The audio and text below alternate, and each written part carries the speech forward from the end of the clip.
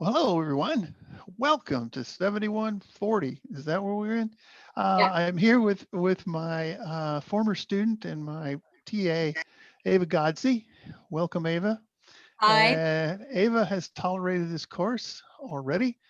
She's actually tolerated two of my courses and lives to tell the tale. But nonetheless, one of the things that I thought would be helpful is getting a student perspective on the syllabus. So that's what we're trying to do for you today. And Ava will kind of talk you through some of the pieces that I think are obvious to me, but that are never obvious to students. So with that, we'll get started. So the first thing is making sure you know the basic logistics. And so because this is a fully distance learning, as they say at Tulane course, you can find me at my mobile phone or my cell phone, and you can always do this. I will tell you, if you do text me, make sure you put your name in the text because I don't know who it's coming from. I promise not to keep your phone numbers forever, but anyway, that's a pretty decent way to get hold of me. So one of those things about that then is office hours. And so one of the things I put in here is office hours are to be determined. But ultimately, I'd like to say you can kind of conjure me up whenever you need to talk to me. So Ava's had to put up with that for last semester. How did that work? It was great. Professor West is really good about being very prompt about responding to emails and everything. And he loves to Zoom and explain things in person. So I think that he'll be very, very good about doing these office hours. Yeah, so don't get tied up in the fact that we don't have a specific time. I like to think that we can funnel that in around what time fits you. The only thing I would say is you don't expect me to be there before 8 or after 10. So if you're out there working at 2 in the morning on something, uh, leave me alone. All right.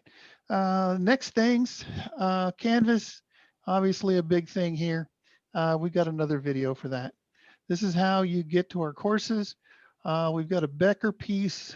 You'll get an email that tells you about how to enroll for that. But the Becker thing is just for you.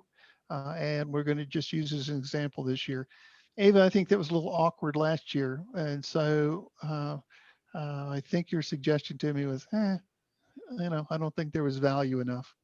Yeah, I think it's great for preparing yourself for the CPA and for getting familiar with the accounting, but it didn't exactly line up with what we're covering in the class. But I do think it's a good resource if you're looking to add to your knowledge. So what we've done is gone in and linked the course to the Becker materials, so you'll be able to track it. But instead of having you go out and do assignments in Becker, we've brought that in-house this time. Well, we're working with Tableau. That thing is free, just like Becker is free. The only thing that tends to throw students off a little bit is we will be using some statistics and a statistics software called Stata. Now, the only problem I have with it is the only way I could get it to everybody was you have to buy a $48 license. Okay. So if you want to split that with somebody, I wouldn't split it with any more than just two people because you're going to need it. Now, Ava, we took a risk last semester in using Stata. What was your take on using the stat software? I thought it was great. So first we use Tableau, and that gives you kind of a visual how to explore data. And then Stata gets really more into the nitty gritty of what does the regression and what are the different ratios like that. And I thought that it was really, really an interesting combination with the Tableau piece. Yeah, and I think that's one of the things that accountants are really going to have to step up to do, or finance majors, or whatever it might be. Um, Data analysis is this thing that's obviously critically important, but more importantly, how do you take data and learn to think with it? It's not just about the tools. So hopefully we can take these tools, but we can extend where we want to go with them. But that's the logistics. And like Ava said, you can kind of catch me anytime. Uh, yeah, I'll be around. The battle rhythm for this, got this thing set up so when module starts, make sure you go out there and download the files that you're going to need for the week. There'll be probably some readings and some videos you have to deal with. On Wednesdays, we'll have our preview quizzes, which basically set you up for the material so that, what? Sorry, the preview quizzes are actually on Mondays, except for the first week though. So our first week Oh, on Wednesday. okay. So there, this mistake one of the semester. So welcome to my world. So in the first week, this will work. Okay. But I think ultimately, when do we decide to move those two, Ava? Mondays at 10 p.m. Yeah. So we're going to move these back to Monday. Again, remember, these things are just kind of getting you re-familiar, because these are concepts you probably saw in earlier classes. We have a discussion board piece that's always due on Sundays.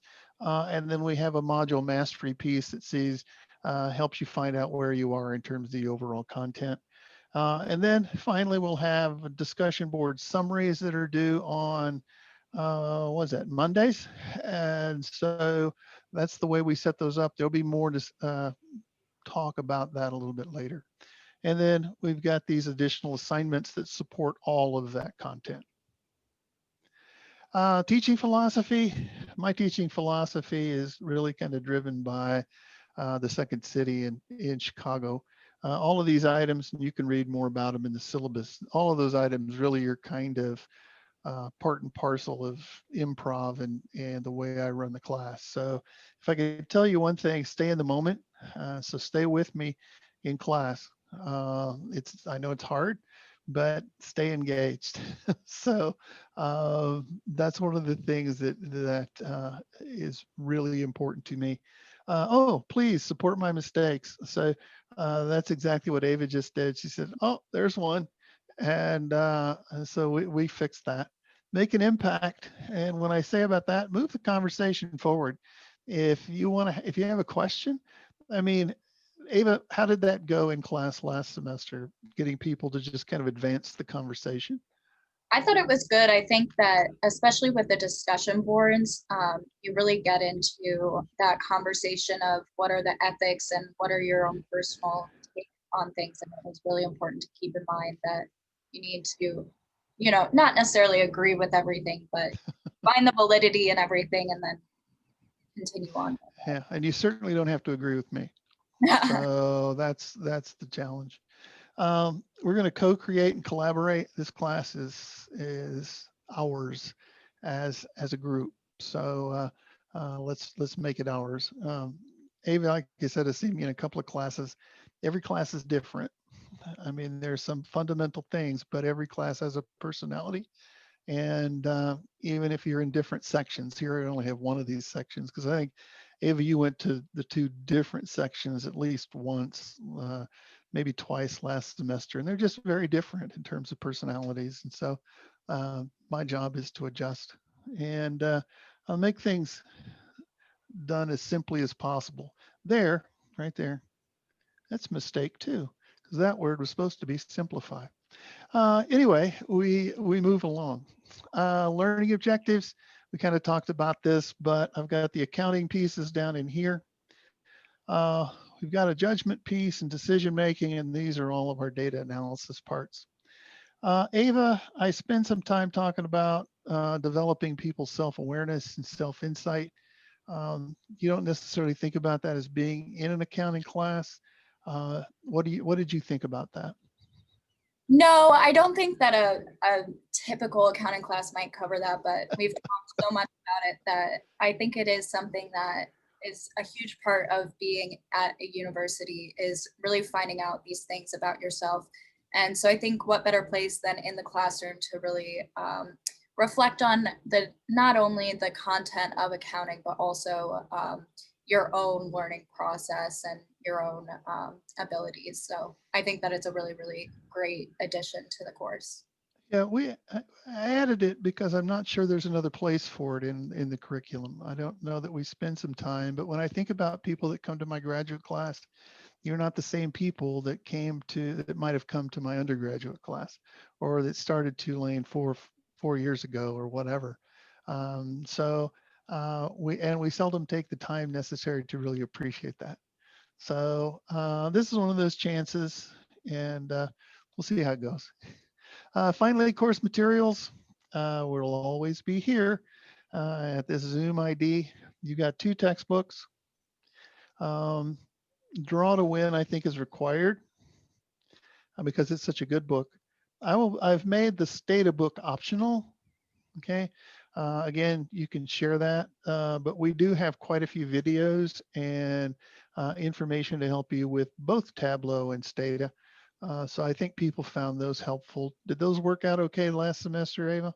Yeah, I use this data textbook for the entire time that we were working with Okay. super Okay. useful. All And the right. book is really interesting as well. Okay. So I like it. I like the book. I think it's a good book. But again, if that's also, I don't know how many cases of beer that is, but nonetheless, it's $23 you might not have to spend if you don't want to. This is an optional piece, but there's no cost here. And we already talked about the $48. So I'd like to think if you got the license and Draw to Win, you could be in and done for about $60. So, but we will use that material. Finally, everybody wants to know where the points are. And we've got 2 components. One is effort-based and one is performance-based. These, it's about you giving it a good shot, okay? Because all of these things are going to drive how good the course is and how much you learn. One of the things that we have done is previously where we had the Becker information, we've now put that down in these mastery quizzes. And so you have one of those per module. We have a data analysis project. We now have this federal audit clearinghouse project. And then we've got this final project out there. In the past, we had an option, we had 2 options, 1 and 2 for different grades. That proved not to be very effective. And so one of the things a group of students told me was this final project is good enough that it really should kind of be part of the whole effort because it puts a bow on it.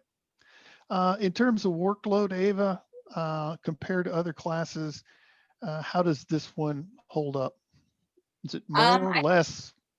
I think it's pretty similar, pretty average. I would say you can expect every week you'll be doing, well, most weeks you'll be doing a discussion board, and then every week you'll have the preview quizzes and the mastery quizzes. Between that, I would expect to put in 5 hours a week in the learning, Yeah. preparing for everything. So it's definitely not unreasonable. Okay. And the other thing is, like on these projects, I do try and give you milestones all the way through. Yes, so So, there are different requirements. You split them up into 4 or 5 parts, and to make sure that everyone's on track, and it's very useful actually to keep yourself accountable. There will be a part 1 due date versus a part 2 due date, and yeah. so hopefully we don't let you get too far behind. Yeah. Anyway, that's kind of our look here at the syllabus. I think we've talked about it. And with that, always remember, this is about how good you want to be. So that's what we're looking for in the course, and hopefully we'll get there and figure out that question together. So given that I can't hear any questions, I guess everybody's got it. So I'm going to stop the recording. I'll see you guys in class. Thanks, Ava. Bye. Thank you.